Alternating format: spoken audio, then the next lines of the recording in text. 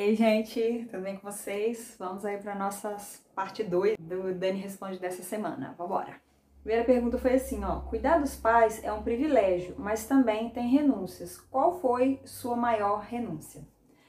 Essa pergunta aqui, com esse comentário, né, de que é um privilégio, eu até mostrei para minha mãe, né, conversei com ela, e ela até chegou a falar que pimenta nos olhos dos outros refresca.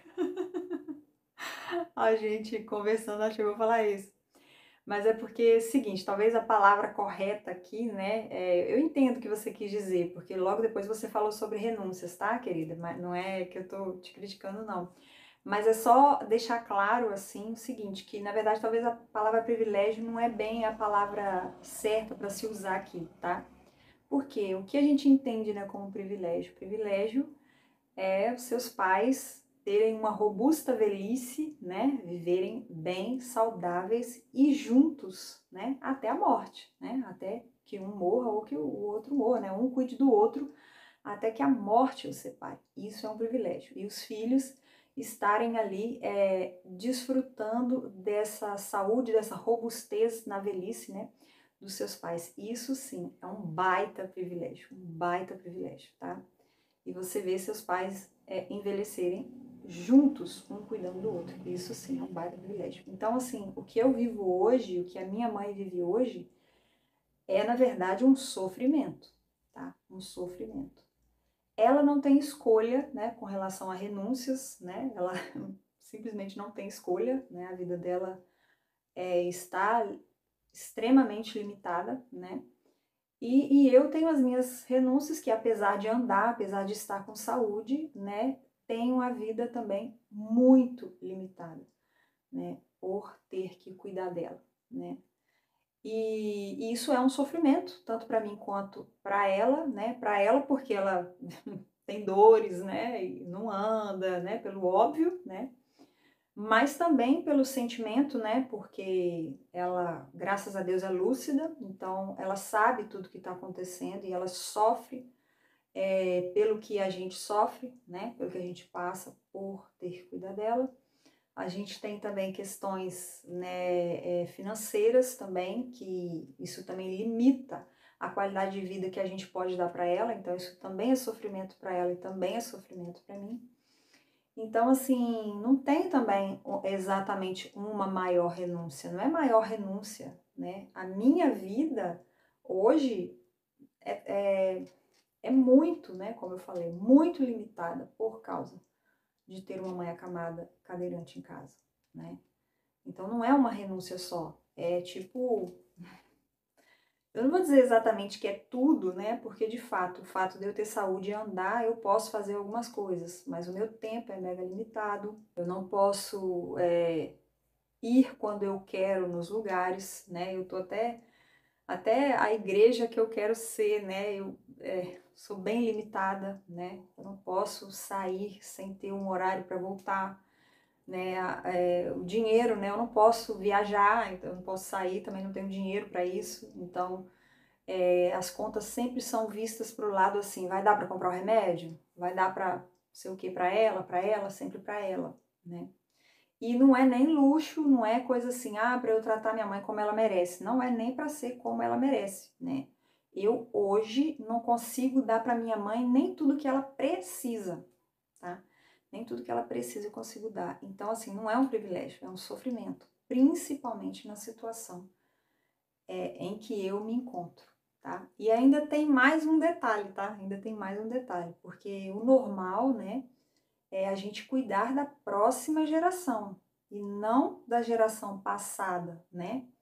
É o privilégio, né, também, eu falei, né, é um privilégio que os seus pais sejam saudáveis e fiquem até a morte juntos.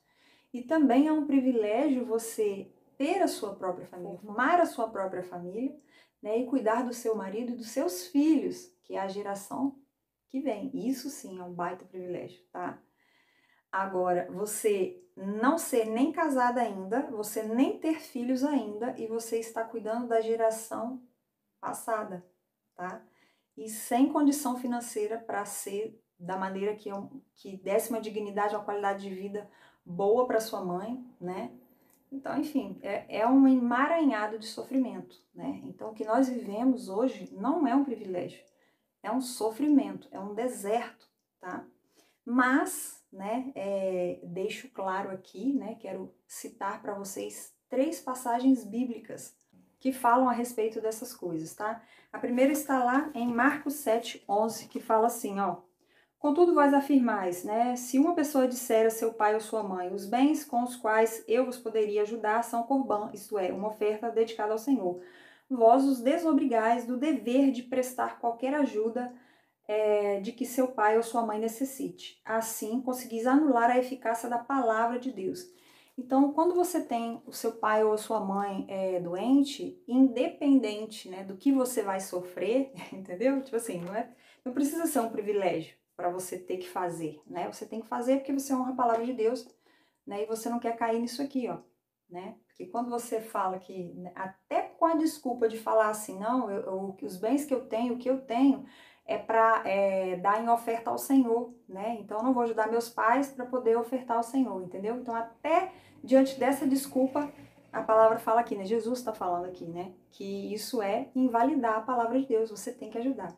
Só que aqui, até aqui nesse texto, está falando de quem tem alguma coisa, tá? De quem tem, de filhos que tem o que dar, né? E ele deixa de dar para poder falando que vai dar para Deus, né? Mas na verdade é só para se eximir, se desobrigar daquilo que a palavra diz que a gente tem que cuidar, né?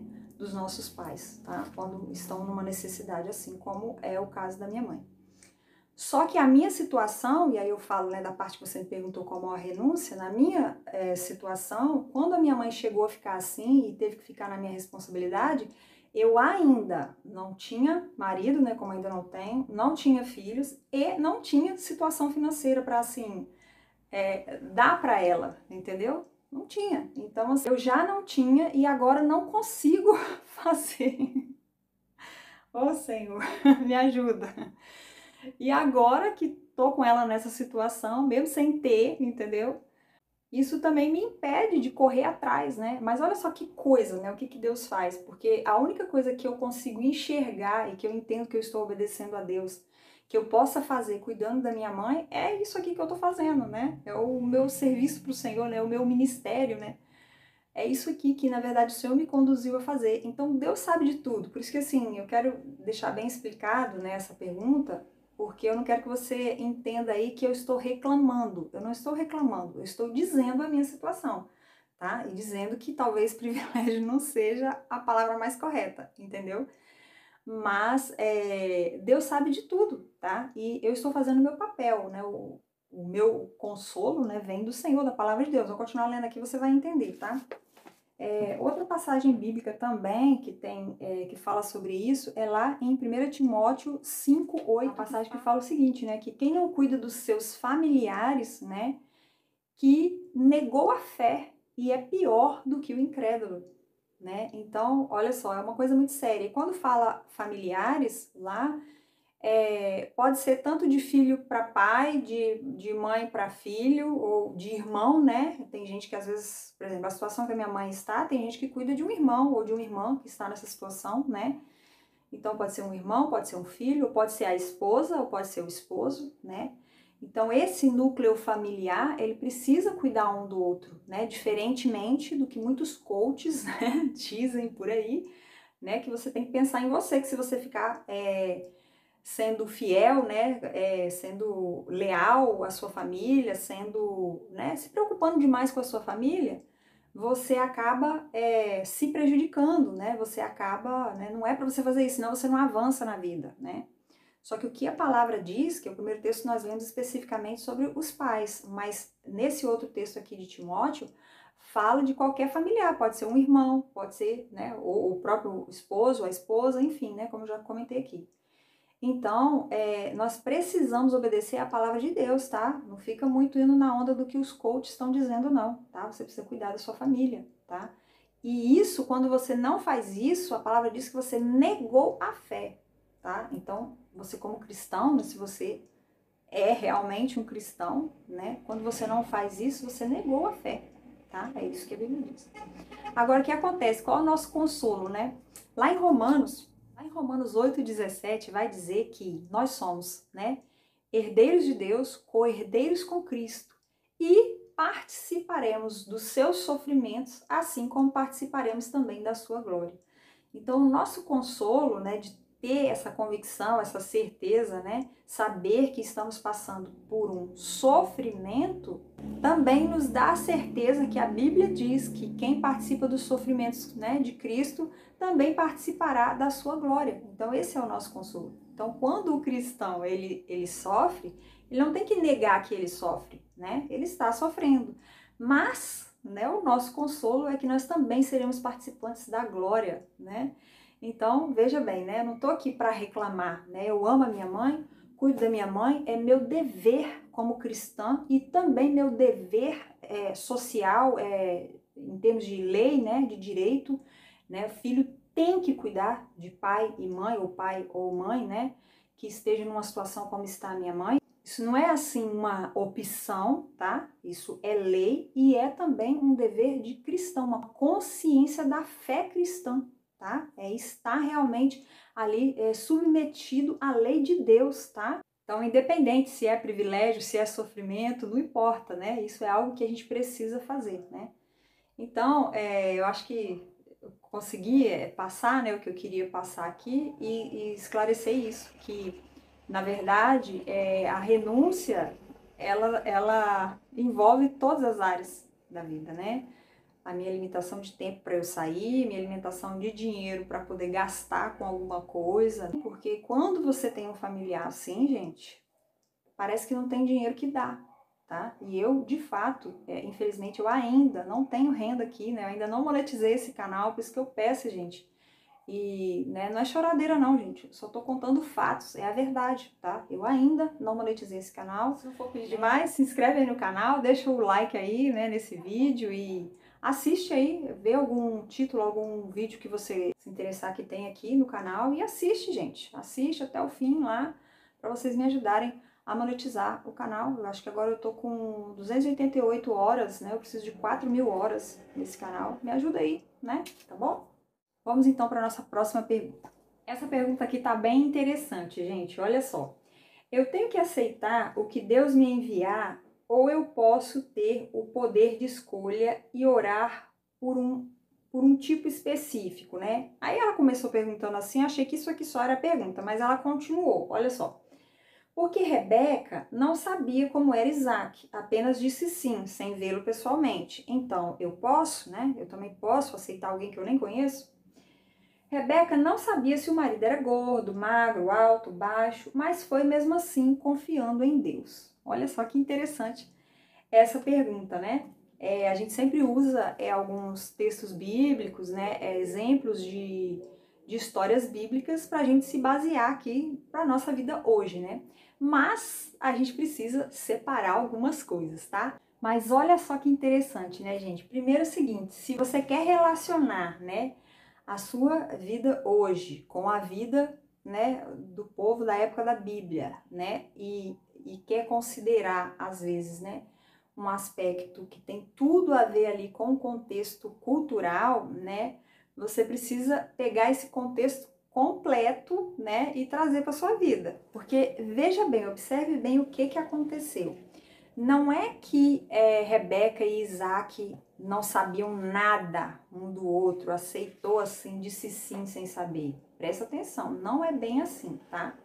Primeiro, naquela época, os pais é que escolhiam, né, os maridos das filhas, né? Rebeca ainda teve a chance, né, que a família dela ainda deu a ela a oportunidade de dizer, você quer ir, você não quer ir, né? E Abraão também já esperava também caso acontecesse isso, né? Abraão também fala para Eliezer, né, que foi o servo que ele enviou, né, que se a mulher não quisesse vir, que então ele estaria desobrigado da jura dele, né, que ele pediu para ele jurar, botar a mão debaixo da coxa dele, para poder jurar que não ia trazer uma mulher que não fosse da parentela dele. Ele não queria que fosse uma mulher cananeia, ele queria que fosse uma mulher que fosse da parentela dele, uma pessoa que fosse do mesmo povo. E olha aí também esse detalhe, tá? Nós estamos falando aqui do homem indo buscar a mulher, tá? O pai do homem pediu ao servo para ir buscar uma mulher né? Olha só aí o detalhe, tá? Então aqui, vamos contextualizar aqui de acordo com a sua pergunta, né? Que eu entendi que na verdade você tá meio assim, que para você não conhecer nada da pessoa, provavelmente você está falando de relacionamentos que se começam pela internet, pessoas que não se conhecem, e aí o rapaz veio, deu em cima de você, começou a conversar com você e tudo, e você simplesmente diz sim e vai, né? E confia nisso aí e vai, né? Inclusive sei de histórias horrorosas, né? Que o fim foi terrível, né? Fazendo assim, né? Então, o que que acontece? Que eu sempre falo aqui, quando eu falo de coisas de internet, né? Você conhecer uma pessoa assim às cegas, né? Você precisa ter muito cuidado, tá? Precisa ter muito cuidado. Depois que você conhece a pessoa pessoalmente, você precisa entrar agora num processo de conhecer essa pessoa pessoalmente. A internet pode ser só a sala, né? Que você vai saber que a pessoa existe ali. Mas depois você precisa conhecer pessoalmente tanto a pessoa quanto as pessoas que conhecem essa pessoa, a família da pessoa, e ele também conhecer você, e você conhecer ele, enfim, tá? Mas o que eu quero dizer aqui é o seguinte, no caso de Rebeca e de Isaac, não foi uma coisa assim de desconhecidos, tá? Não foi de desconhecidos, não foi sem saber, sem ter noção de nada. Primeiro que era da parentela, então até o fisicamente, que você fala aqui, né? Você era gordo, você era magro, você não sei o que, tá. Até o fisicamente você tem uma ideia de como os seus parentes são, né? Eu tenho uma ideia de como os meus parentes são, né? Eu já sei como são as características mais ou menos, tanto da família da minha mãe como da família do meu pai. Então, já não era uma coisa assim, né? E como Rebeca era uma mulher bonita, né? Isaac era filho de Sara, que também a Bíblia fala que era uma mulher bonita. Enfim, então provavelmente esse problema de aparência, né? De beleza não ia ter, né? No caso dos dois aqui, que foi o caso específico que você perguntou, tá? Agora, Eliezer foi lá, ficou uns dias lá com ela, né? Com a família dela e tudo mais. E certamente esses dias que ele ficou lá, ele conversou, ele falou como Isaac era, falou, não, meu senhor é assim, assim, assim. Eles conversaram, gente, eles não ficaram lá calados, né? Não, ele foi e a família de Rebeca insistiu para ele ficar mais tempo, né? Ele já queria ir logo e eles insistiram para que ele ficasse mais tempo. Depois você lê lá, tá lá em Gênesis 24, você lê tudo lá para você entender direitinho a história. Mas então não foi uma coisa assim às cegas, né? Ah, Rebeca pegou e disse sim do nada. Não. Eliezer foi lá, né? Contou a experiência, né? Que ele orou ao Senhor, aí Rebeca veio, deu água para ele, para os camelos dele e tudo mais. Foi toda uma história. Não foi simplesmente assim. Rebeca cegamente foi lá atrás né, disse sim para Isaac. Não foi assim, tá? Ela sabia que ele era da parentela dela, tá? Que eles eram da mesma família, do mesmo povo. Isso significava o quê? Mesmos princípios, mesma fé. Entendeu, gente? Então, não foi assim do nada, né? Quando a pessoa hoje conhece alguém do nada aí pela internet, ou conheceu, sei lá, numa festa, em qualquer lugar assim, sem conhecer nada, como é que você vai saber se a pessoa tem a sua mesma fé, se tem os mesmos princípios que você? Como é que você vai conhecer a família da pessoa? Como é que, entendeu? Então tá completamente diferente da situação de Rebeca e Isaac. Rebeca e Isaac tinham sim referências, tinham informações, né? E tinham, né, o contato, tinham sangue envolvido, tá? Tinham a mesma fé, princípios e tudo mais. Então não foi simplesmente assim, tá? Apesar de ter sido um casamento arranjado, né? Como era do costume da época, que se fosse colocar para agora, para hoje, no caso, o seu pai, né? Você que está me perguntando, o seu pai é que teria que dizer o sim para você, né? Ou perguntar a você, né? Como foi com a Rebeca, né? E aí, você vai, né? Mas o seu pai não faria isso se ele não tivesse visto que de fato era uma pessoa boa para você, se ele não tivesse uma noção de quem era a família do rapaz, percebe? Então, olha só que diferençona, tá? E Eliezer, quando foi lá buscar a Rebeca, ele levou presentes, ele levou joias, ele levou vestidos, percebe? Então não foi uma coisa assim do nada, ela simplesmente botou a roupa do corpo e foi embora e disse sim, né? Porque estava indo para um cara que nem sabia como é que era. Não, ela sabia, sim, né? Ficou sabendo ali, né, que Eliezer falou e tudo mais. Tinha, né, aquela questão, não, Rebeca é filha de não sei quem, que é parente de não sei quem, de não sei quem, que aí liga, né, que agora não vou saber os nomes, mas havia ali um conhecimento, né, não tinha internet, né, gente, naquela época, mas havia ali um conhecimento, eles sabiam, e até pelos traços, provavelmente, também, eles perceberiam, né? Porque não tinha por que mentir, né? Não tinha por que mentir. Ah, não, eu sou a filha de não sei quem, que é parente de Abraão, entendeu?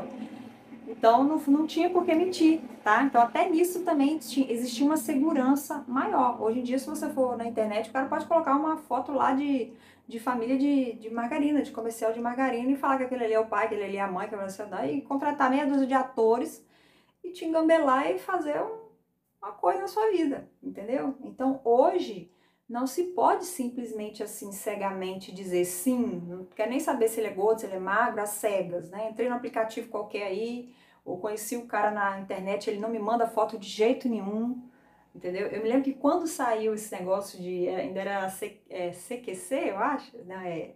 Nem lembro, gente, quando começou esse negócio de ter mensagem pela internet, pelo computador, eu lembro, que a novidade, né, eu era ainda muito jovem e essa novidade me fez querer conversar com algumas pessoas, né, pela internet. E eu conversava e realmente tinha pessoas que não mostrava foto de jeito nenhum, entendeu? Aí queria catar o seu telefone. Eu lembro que eu tinha, o cara me passou o telefone e pediu para eu ligar para ele.